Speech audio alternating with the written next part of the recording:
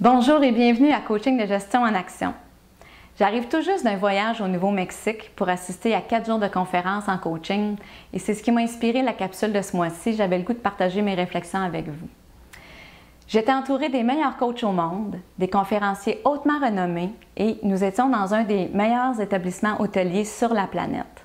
Donc la qualité des conversations, des connaissances échangées, du service à la clientèle étaient tous de première classe et c'est ce qui fait que j'ai vécu une des plus riches expériences de ma vie jusqu'à présent. Lorsque nous sommes entourés des meilleurs, ça nous amène à prendre conscience de qui l'on est et ce que l'on pourrait être, aussi de ce que l'on offre et de ce que l'on pourrait offrir.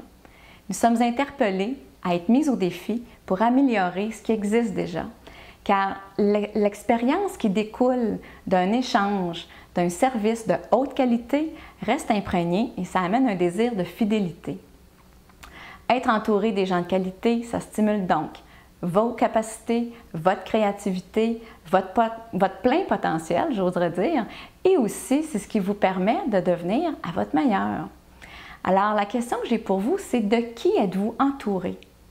Comment décririez-vous les gens avec qui vous passez le plus de temps?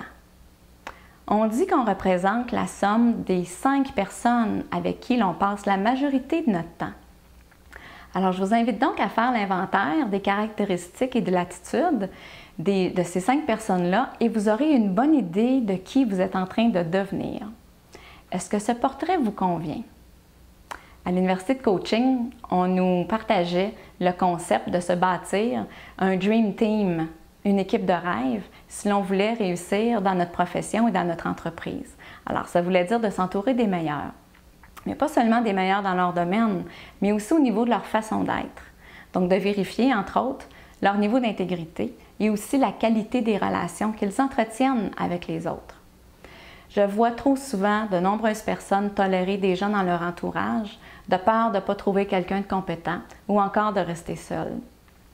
Sachez que ces personnes occupent l'espace que vous laisseriez autrement à la personne ou aux personnes qui seraient plus en lien avec votre vision, vos besoins et la nature de vos projets. Donc, un exercice pour vous que je vous invite à faire, c'est de revisiter vos visions de vie professionnelles et personnelles et de vérifier si vous avez les joueurs idéaux pour créer la réalité que vous souhaitez. Une autre petite question peut-être intéressante, ça pourrait être de 1 à 10, à combien les membres de mon équipe actuelle se rapprochent de la notion que j'ai d'un Dream Team. Si vous sentez que vous avez peut-être besoin de faire des changements et que vous hésitez un peu, vérifiez ce qui fait que vous gardez ces personnes dans votre entourage et à quoi vous êtes attaché. Donc, quelles croyances continuez-vous de nourrir de cette façon-là en les gardant dans votre entourage et demandez-vous auprès de qui vous seriez inspiré d'avancer vers vos objectifs? Quels seraient les impacts positifs sur vous si vous décidiez de vous entourer de gens de qualité dans votre vie et dans vos projets? Pour ma part, depuis que je suis revenue du Nouveau-Mexique, mes niveaux d'énergie, de créativité, de détermination ont augmenté de plusieurs crans et je suis en feu pour terminer le dernier sprint avant les vacances d'été. Alors sur ce, je vous souhaite un excellent mois d'observation et de prise de décision.